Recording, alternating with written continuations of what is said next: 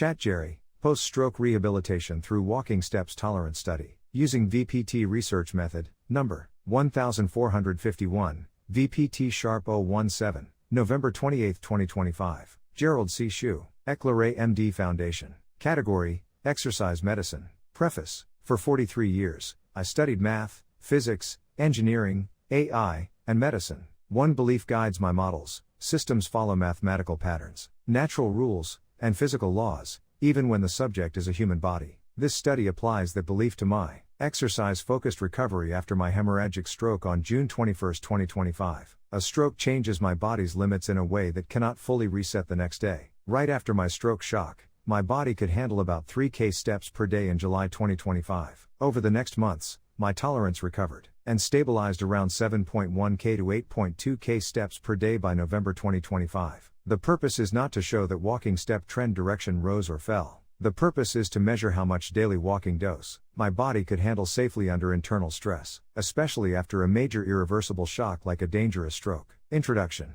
Exercise medicine is not only physical movement via muscles, bones, or joints, it also includes the limits of blood pressure, circulation, glucose response, and how well the blood carries oxygen and nutrients into organs. When the body is working or resting, walking steps are a clear daily number that show my safe exercise dose tolerance changing over 5 months after stroke. This makes my daily walking steps an important output variable for studying long-term exercise tolerance and overall body resilience. In engineering terms, this output represents the strain. The measurable result that changes over time as stress, influential factor, builds in the system. A healthy body can partly recover after a walking session. Internal stress loads cannot fully reset overnight. When combined stress is high, the highest number of daily steps the body can safely handle becomes lower. When tolerance improves, the walking step ceiling expands outward again. In this study, the steps serve as a strain readout, variable measuring internal tolerance boundaries reshaped by stress. The stress markers were normalized using healthy reference values, so shapes and distances are comparable between months. The 4 physiological stress inputs. This analysis used 4 long-term internal stress signals that shape exercise tolerance boundaries across months. FPG, fasting plasma glucose. FPG measures glucose when digestion is at the lowest stage, such as in early morning.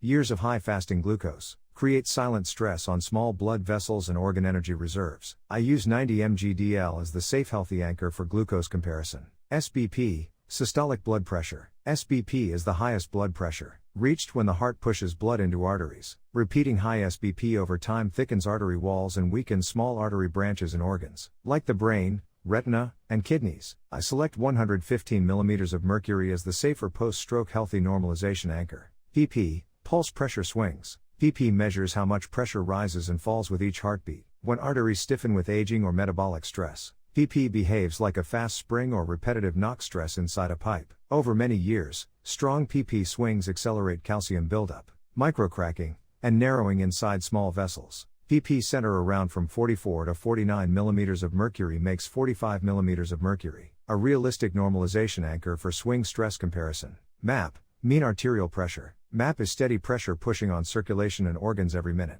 day and night, even when resting. It controls oxygen and nutrients entering organs that rely on micro blood flow. Because it is constant, it's long-term. Burden shapes the daily exercise boundary strongly. It also affects how well oxygen and nutrients reach the brain, heart, and kidneys when I walk. I use 85 mm of mercury as my safe healthy anchor for MAP. VMT results summary. Energy share percent look like this in the 4 stress inputs. FPG is 24.4%, SBP is 25.2%, PP is 25.3%, MAP is 25.2%. Even though percent values are nearly equal in the short 5-month summary, MAP still carried the strongest boundary shaping influence biologically because MAP stays constant in a narrow band. It acts without pause on organ perfusion, and it decides the safest exercise ceiling under long-term accumulated stress history. Daily stresses like FPG, SBP, and PP move up and down every day as meals, movement, sleep, and emotions change. Their stress time is divided into short cycles. MAP is different because it does not pause. It applies its load evenly across the 24-hour window.